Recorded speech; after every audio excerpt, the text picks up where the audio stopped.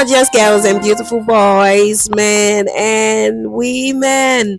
Welcome back to my YouTube channel. My name is Temini Kolayo and I'm a product manager. And thank you so much. We have just two more videos, this video and the last one for the year 2025, right? And to be honest, it has been an amazing year. It has been an amazing year. Thank you so much for all 278 subscribers. Thank you so much. Thank you. Since February, when I decided that, you know what, I want to do this, it has been in the background for too long and I just want to do it right now, right? Thank you so much. Thank you for being so responsive. Thank you for accepting me, and thank you so much. Really, thank you very much. I actually enjoy doing this with you guys. The feedback has been so good, and yeah, thank you so much. God bless every one of you, every one of you, and season greetings to all of us celebrating, right? Season greetings to all of us. I'm praying that you have a very merry Christmas and a prosperous new year in advance.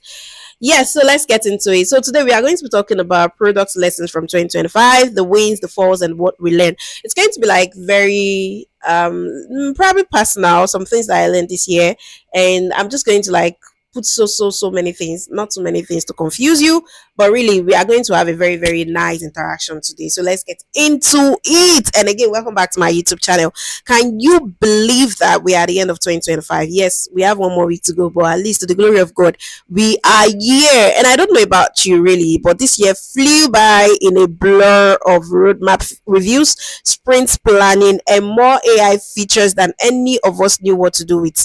Like this year, AI came and AI was just, and the truth is that it's not like AI has not been here. AI has actually been here. I mean, it has been like a bit of suggestive AI, not like the entire thing. Very robust, very announced this year, right? But this year it just went. It felt like product management AI year, right? So that was it. So as we are all winding down for the holidays, I wanted to do something a little different. No frameworks today. We are not going to be doing frameworks, no step-by-step guides, just an honest conversation about what we learned as product managers this year, the wins, the fails, and also the moments that made us better at what we do. So grab your coffee or hot chocolates, get cozy, and let's reflect on 2025 together. So I'm going to share some of my lessons, and I would love for you to also share yours in the comments. So think of these as our end of year PM campfire chat. What about that? All right, let's get into it. So the biggest product trends of 2025. Let's start on that note.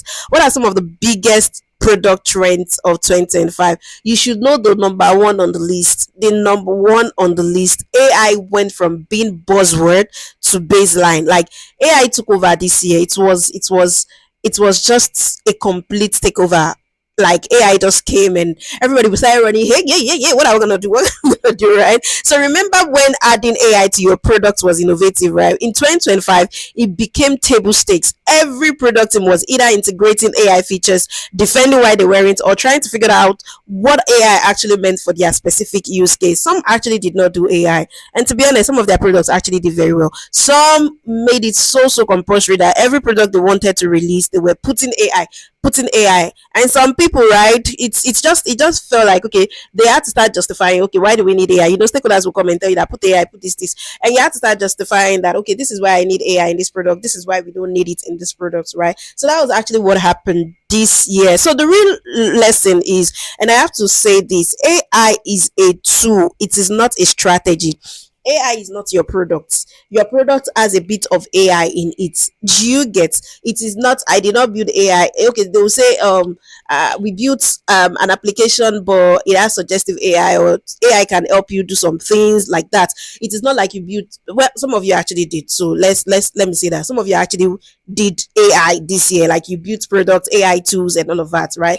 But some of us, it was just we putting AI into our product. So it is a tool, not a strategy. So the PMs who succeeded were not the ones who slapped ChatGPT into everything. They were the ones who solved real problems that happened to use AI. So it's not like we are the one that we are the. I'm not the owner of ChatGPT. I only use probably Cloud AI. I use ChatGPT for some of my works, not everything. Not like I built. All right. So the second one outside of AI is the return of focus. The return of focus. 2025 was crazy. The return of focus after years of growth at all cost, right? 2025 for me really, and for so many other product managers that I know, 2025 was the year of discipline. Companies got serious about profitability, efficiency, and doing fewer things better. This year was not the year to build so many things. It was the year of you being specific, you being profitable. It was the year where you are looking at, oh, we have 10 products. Let us just slim it. Let us cut it to what is more profitable. So for PMs, right, this meant other prioritization conversations, more feature cuts, and learning to cut.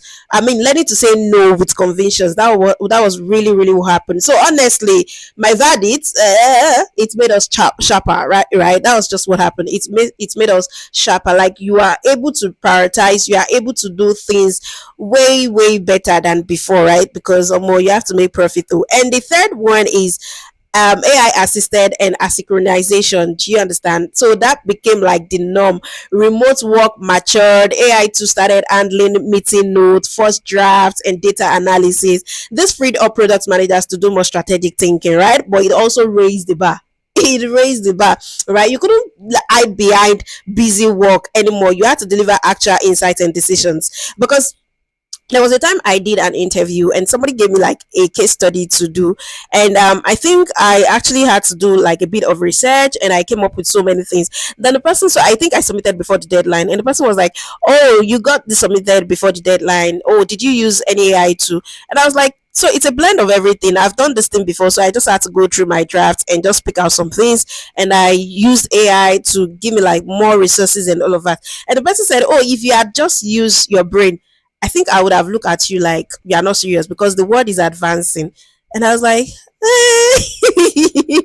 so yes, AI assisted work, right? It became the norm this year. The fourth one is user privacy and AI ethics move center stage. User private this year, if you do anyhow, if you share people's data anyhow, they were ready to ball on your case. Like they will make money, big money. So yes, that actually took the center stage with AI everywhere. Questions about data usage, algorithm bias, and also transparency weren't nice to have.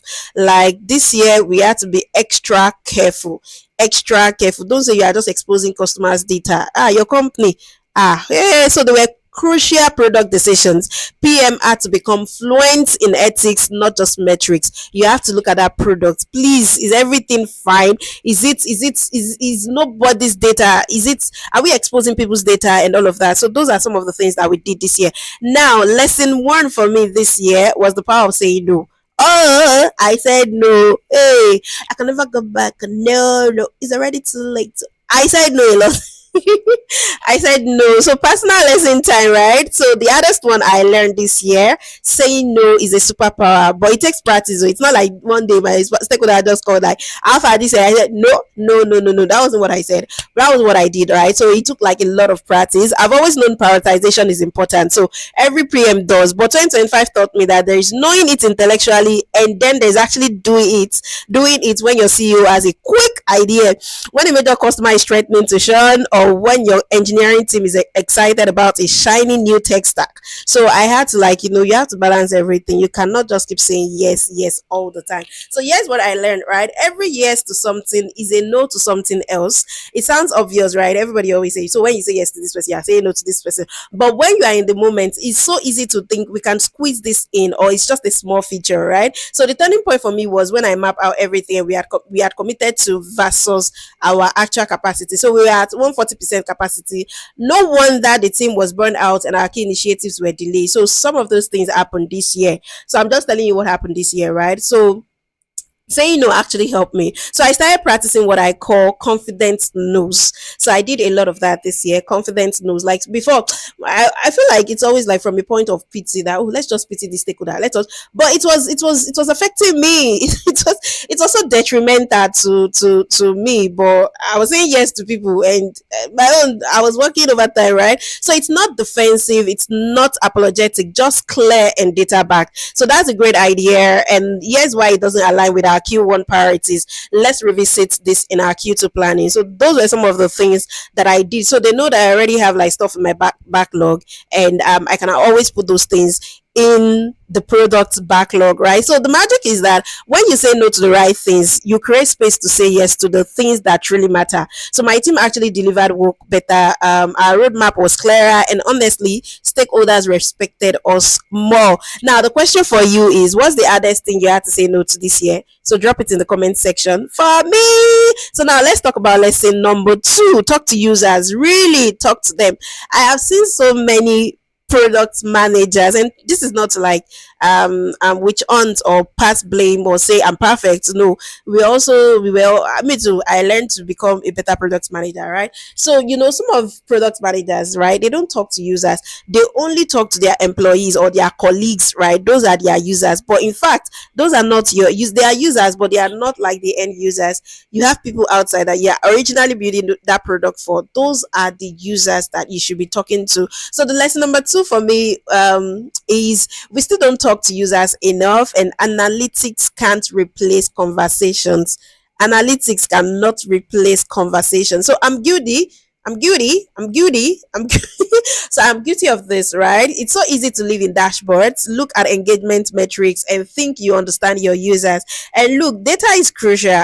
I'm always saying this, but 2025 reminded me that numbers tell you what's happening, not why. It only tells you, okay, this is what is happening, not why. Do you understand? So I had like an humbling moment this year. We shipped a feature we were convinced will be huge, and the data looked promising in beta, but adoption was flat. It was flat. So I did something radical. I scheduled 15 user calls, just conversations, no scripts, no agenda beyond. Tell me about your experience. In fact, I built one product and I had to go physically, like to schools, to actually engage the students. So that's one of the things. Like I went out of my way. I didn't think that I was a student. It's different. Our experiences differ. So I had to go and sit with these people to actually understand their pain points. So what I discovered blew my mind. Users love the concept but had no idea the feature existed. Our onboarding didn't highlight it. Our naming was confusing, and the one screenshot we used in our announcement email, it didn't show the value clearly. So these wearing things our analytics could tell us. We need human conversation. I think one too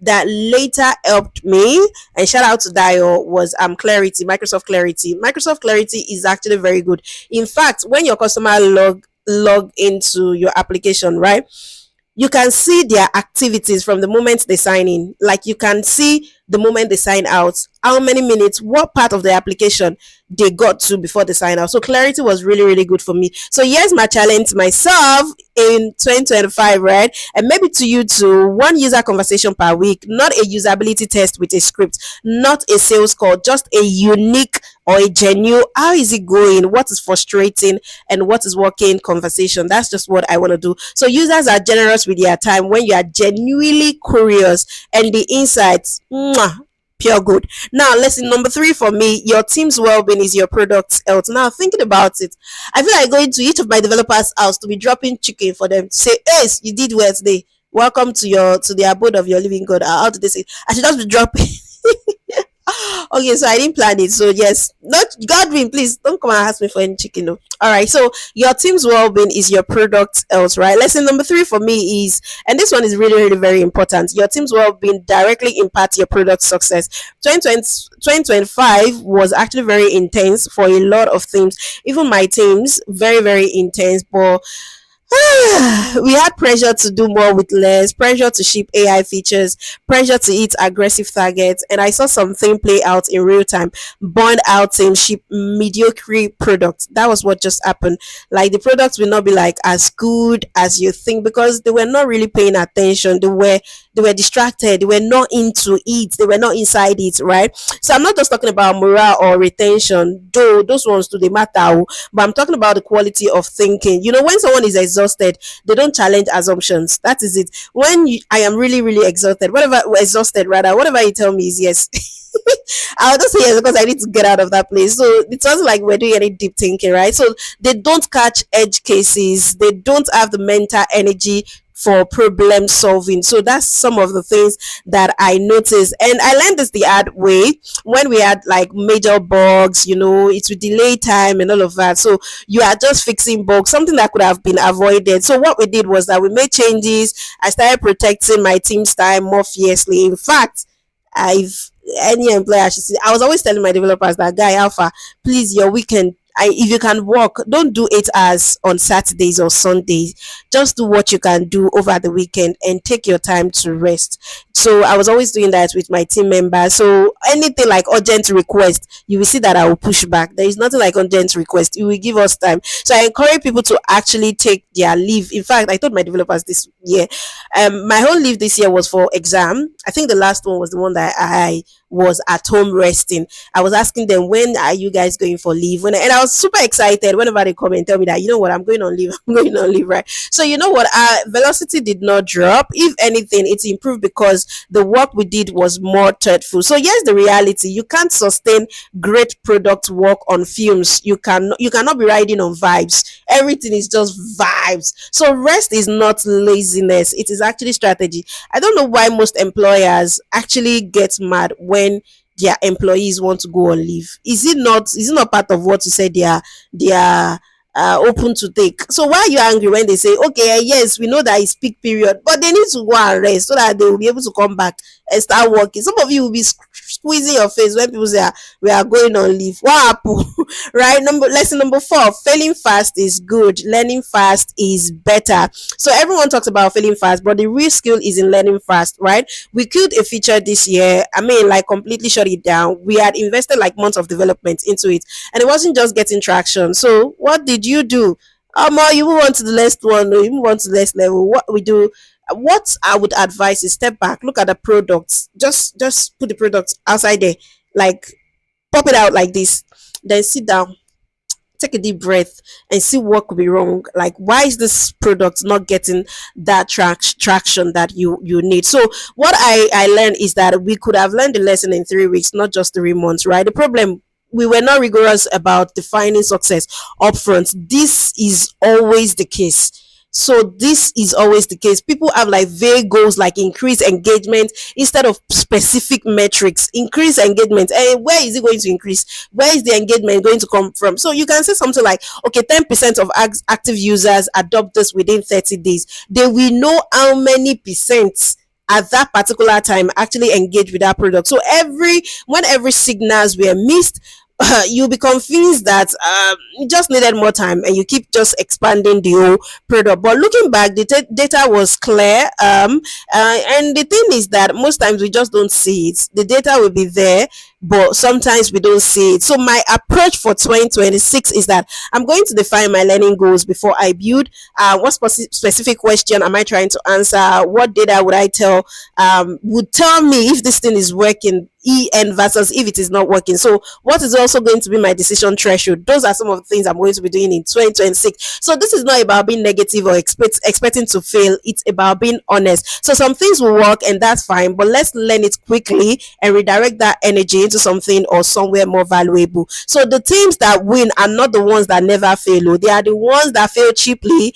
and learn thoroughly, and they quickly adjust. That is just it. So lesson number 5 for me is cross-functional relationships are everything. I'm always saying this thing. When you see that job ad, they will ask you, cross-functional something. Have you worked with cross-functional team? And you're looking cross. Is it the sign of the cross? When you cross the function, how is it going to be? No. So this sounds very soft, but just stick with me, right? In 2025, the projects that succeeded were not the ones with the best ideas or the biggest budgets. They were the ones where the PM, designer, and tech lead genuinely collaborated. That is just it. See, it's not about the product, it's actually the efforts building that product, because if everything is scattered, it will take longer time before you ship. That is just it. So it's not about the end, it is the whole process. Everything makes up for that product that you are building. So that's just it. So on successful projects, what you will do is what me I feel like most departments or project management team,